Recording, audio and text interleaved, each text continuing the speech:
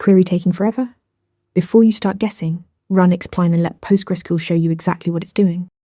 Explain shows you the query execution plan, a step-by-step breakdown of how PostgreSQL intends to retrieve your data.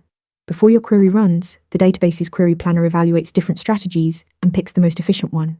EXplain makes that decision visible. One of the most valuable things EXplain reveals is whether your query uses an index scan or a sequential scan. An index scan jumps directly to matching rows. A sequential scan reads every row in the table.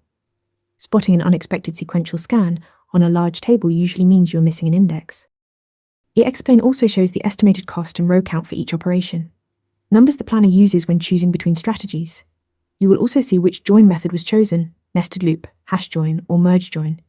These clues help you understand not just what the plan is, but why.